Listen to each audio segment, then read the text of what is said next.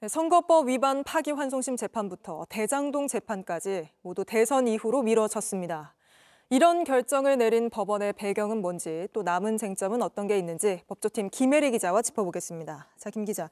일단 파기환송심 재판부는 속도를 내다가 갑자기 재판 일정을 오늘 미뤘습니다.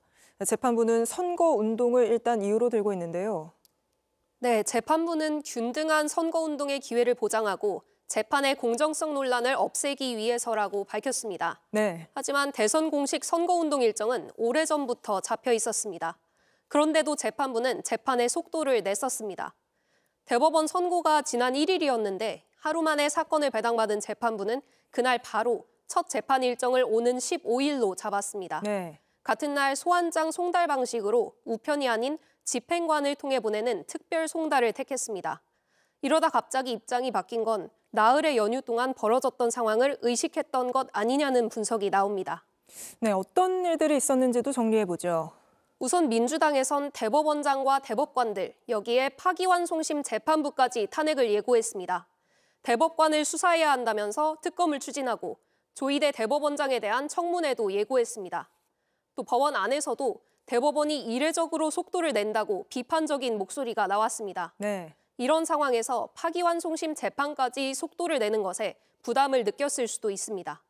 물론 오늘 이재명 후보 측이 기일 변경 신청서를 낸 게 판단의 계기가 되기는 했습니다. 혹시 대법원이 이런 재판 일정 연기에 어떤 영향을 미쳤다고 볼 수도 있을까요? 그런 지적을 의식한 듯 오늘 재판부는 법원 내외부의 어떠한 영향이나 간섭을 받지 않고 헌법과 법률에 따라 독립하여 공정하게 재판을 한다고 강조했습니다. 실제로 검찰총장의 지휘를 받는 검사들과 달리 판사들은 각각 독립적으로 재판을 하도록 돼 있습니다. 오늘 결정 역시 재판부의 판단이라고 보는 게 합리적입니다. 오늘 파기환송심 재판이 먼저 미뤄지고 몇 시간 뒤에 대장동 재판까지 대선 뒤로 미뤄졌습니다. 그럼 이제 남은 재판 일정이 위증교사 사건만 있는 건가요? 네, 대선 전에 일정이 잡혔던 건 대장동 사건 1심 재판, 그리고 위증교사 사건 2심 재판인데요. 이 후보 측은 이 재판들도 대선 뒤로 미뤄달라는 신청서를 냈습니다.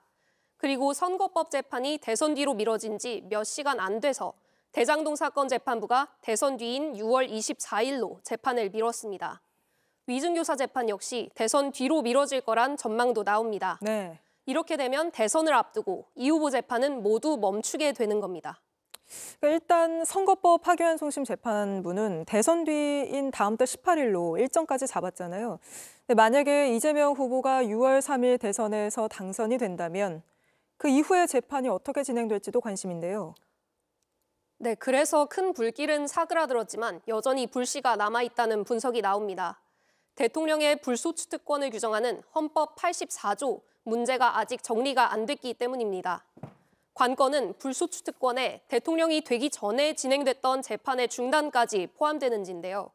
전례가 없는 데다 현재 각 재판부에 맡겨져 있어서 혼란이 벌어질 수도 있습니다. 결국 헌법재판소가 최종 정리를 해야 한다는 분석이 나옵니다.